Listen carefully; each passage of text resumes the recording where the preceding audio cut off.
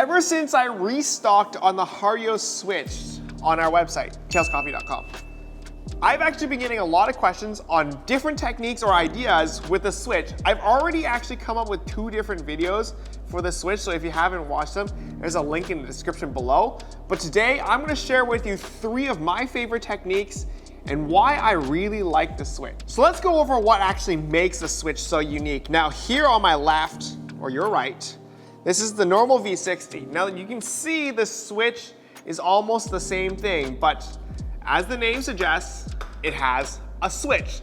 This switch actually lifts and pushes this ball upwards, and it stops the water flow completely. So essentially water cannot flow down, and we get to choose when the water drops. So who should buy this switch? Well, in my opinion, I think everybody should actually have the switch. The best part about the switch is it caters to every skill level. If you're a beginner, it's easier to make a better cup of coffee. And if you're an amateur, this allows you to play with more variables. And if you're a pro, I actually think this can make the best cup of coffee ever. For beginners, this is easily the most forgiving dripper out there. And that's because you can actually even use it similar to a French press. You can pour all your water and then press the button. And it's kind of like how a French press works. So if you're practicing your brewing techniques, if you're practicing your pour, trying to get a bit more steady with your pour, you can just have the switch on so that none of the water flows through. This way, when you start pouring, you can watch how even everything is being extracted. You fill up, it's kind of like a French press, you give it a stir, and then you let it down. And you'll always kind of get a great cup of coffee regardless. That's something that's perfect for beginners. For the amateurs though, what I like to do is I like to pour a little bit, and as I'm pouring, I can press the switch, and that helps me get a longer first drip without ruining the flow rate, or what I call the muddiness or the pastiness, preventing the water from flowing through. So this allows me to have a great cup of coffee that's pretty simple for amateurs, and you get to play around a lot more with a lot more variables. Do you want your first drip later? Do you want to pour all your water in first? Or maybe you, like in my stall the fall technique, you pour all the water in first and then you put the beans in. Tons of things to play with, super fun, great for amateurs to test with. And for some of the better, more professional brewers out there, the guys that have great steady control, if you know your bean very well and all your traits, you can actually use this to craft the perfect recipe for that bean. Now, for example, some of the beans, like a darker roast, they tend to have a faster flow rate in terms of the first drip, just because of how gassy and how much force the gases push the water out. Now, knowing that, you can cause a huge amount of extraction or agitation with just the pour technique alone. And then at the 15-20 second mark, whatever you decide is the best, you can then push the button. And so this way you can guarantee with a different kind of pouring technique, you can have the highest extraction rates to match the type of bean you're brewing.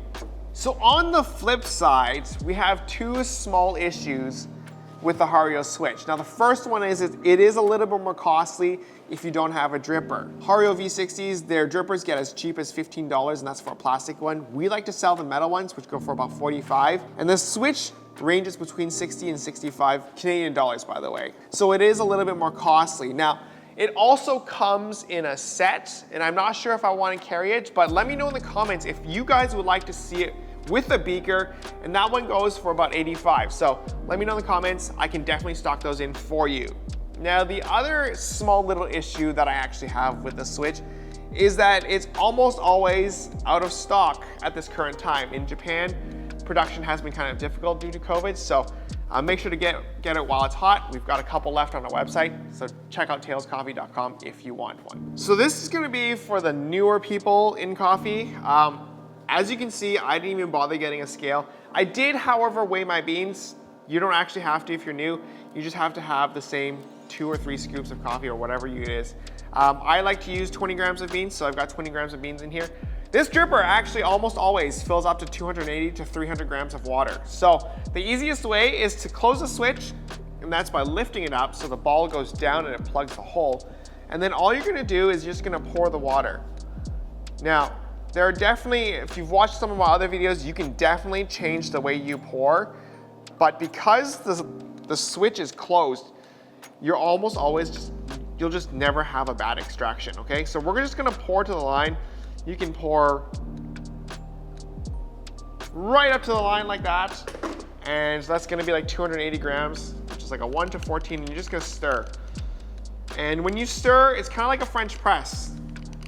You stir all the way to the bottom, and now that you can see nothing is floating on the top, you just press a switch and you've brewed yourself a great cup of coffee. So second technique I'm gonna share with you guys is, I actually made a video on this, it's called Stall the Fall. I'm gonna have it in the closed position, and then we're just gonna pour all the way up to the rim. Now, if you guys want a more detailed reason on why this technique works and why it's so interesting, I have an explanation. You should watch the video. It explains how I think that the oils don't get extracted, and then they get more time to kind of flow downwards, so you get a richer and heavier texture.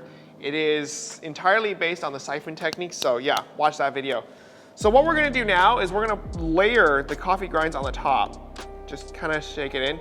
Notice how if you don't really stir, it doesn't agitate, and so it doesn't actually get extracted. So this goes to my theory of why I think pushing or pressing the grinds down with the pouring technique is very important. It's because if your grinds are floating on the top, this is what's happening. You're not gonna get all the flavors extracted. So we're gonna stir the grinds, and once the grinds have been stirred in, we're gonna start counting. Like right now, we're just gonna count roughly 25 seconds before, or 30 seconds before we start pressing the button.